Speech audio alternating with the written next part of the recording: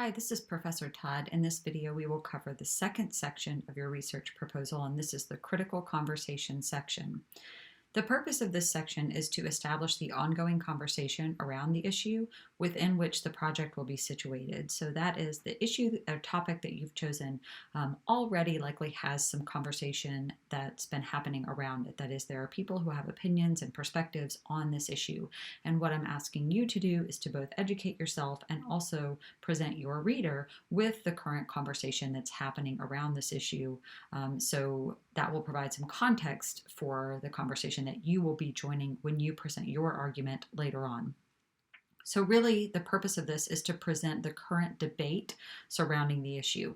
And you'll do that by providing at least 3 different perspectives on the issue. The reason that I've asked you to choose 3 perspectives on the issue is to help you avoid the trap of binary thinking. That is, thinking of your topic or issue as an either or, pro, con, for or against, yes or no issue, because topics and issues that we're facing are rarely that simplified, even though we may have reduced them to a yes or no, pro or con position. Often the conversation is much more nuanced than that, and I want to encourage you to think about the nuance that happens within the argument. As you're providing these 3 different perspectives, I'll ask that you provide 3 different credible authorities on the issue to present those 3 perspectives. So that is, I want the voices that you use and the perspectives that you present to be people in the field who have some authority and credibility on this issue.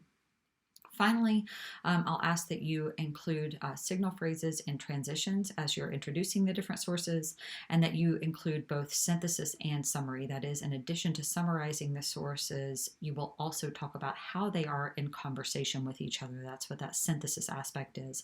And we'll look at how to do that and how to include these signal phrases and transitions as we look at the examples on the following slides. So let's get to it.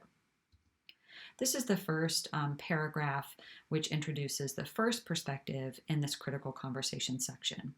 Dr. David Liebau, a Columbia professor of psychiatry, identifies academic floundering as the #1 cause of anxiety and depression among college students. So this very first sentence uses a signal phrase, that is that Columbia professor of psychiatry, that establishes the credibility of this author. That tells your reader, here's why you should find his perspective valuable, and here's how he has some credibility and authority on this topic.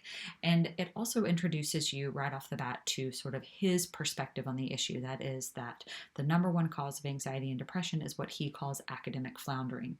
And now we'll provide a little bit more explanation of that.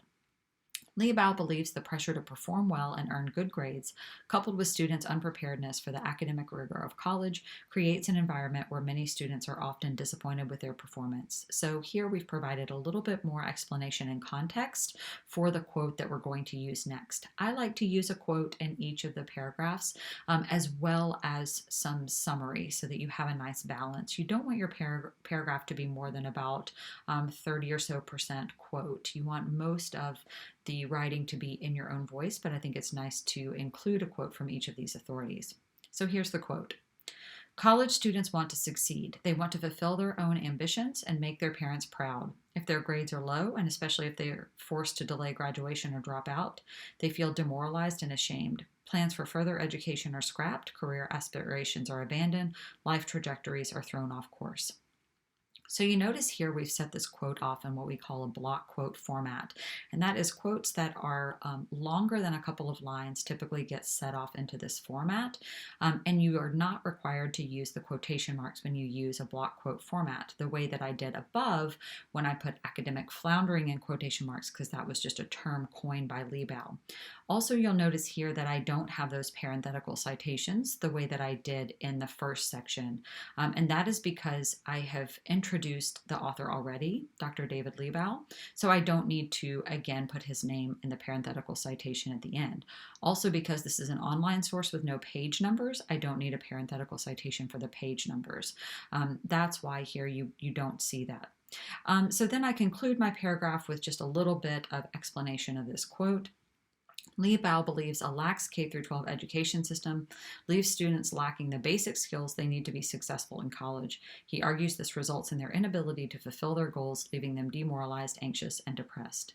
So this is just a nice overview of Lee Bao's perspective on the issue of anxiety and depression among college students. This is what he, as an expert, believes or has identified as the central problem.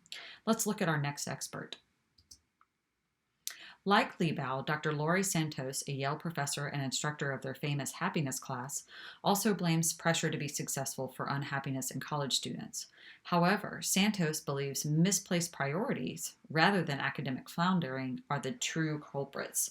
So this is where that synthesis is occurring. First, I have Dr. Laurie Santos, and I've used, again, a signal phrase, Yale professor and instructor of their famous happiness class, to establish her credibility. But this is where the synthesizing occurs. By using the phrases like Lee Bao and also blames, I've shown where Santos and Lee Bao agree on this issue. In the next sentence, by using the words however, and then identifying where they differ, Santos believes misplaced priorities rather than academic floundering are the true culprits. I've shown where they diverge. So this offers that synthesis showing how they're in conversation with each other. Santos and Lee Bao both believe that the pressure to be successful is identified as the central problem. However, while Lee Bao believes that this is because of academic floundering, Santos believes it's because of misplaced priorities. And then I provide, again, one of those block quotes in Santos's own words to help explain her position. Many students are putting lots of time and effort into their grades and job prospects at the cost of things like social connection, sleep, and even free time. The fact that young people are prioritizing things that don't matter for happiness is likely one of the reasons depression has doubled in the last 10 years, and anxiety and stress are on the rise. Then, once I've ended my quote, I provide a little bit more explanation, again in my own words, a nice balance of the author's words as well as the expert's words. Santos doesn't place the blame directly on students. She sees their misplaced priorities as a product of American cultural values. She argues that as a nation, we tie happiness to money and success, and we pursue them accordingly. This connection, she explains, is based on a false assumption. Her research suggests that money and success, good grades, promotions, etc., provide temporary pleasure boosts, but they do not bring lasting happiness. Santos argues instead, we must teach college students to focus on what research shows will actually increase their well-being, social connections, physical wellness, gratitude, and more. So again, this is a nice overview of Dr. Laurie Santos, an expert in the field's opinion or perspective on what is causing these high rates of anxiety and depression among college students. Now let's look at our final perspective. Finally, while both Lee Bao and Santos focus largely on the psychological aspects of mental well-being, Dr. Michael Grander, director of the University of Arizona at Tucson's Behavioral Sleep Medicine Clinic, focuses on a physiological component. So here again, I've provided that synthesis showing how Grander's position differs from Lee Bao and Santos's positions.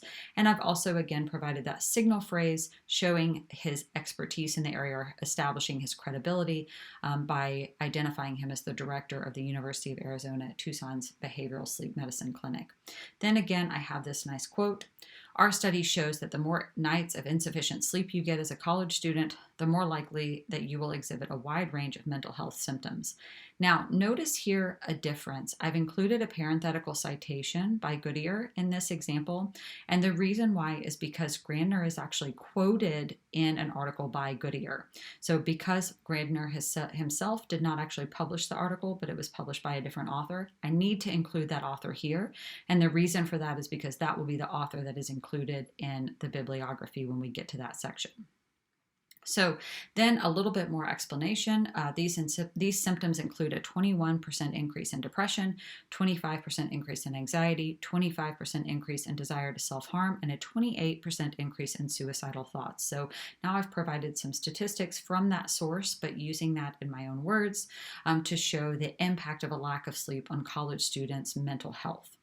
Lee Bao claims that one key to curbing mental illness in college students is for universities to focus on student sleep.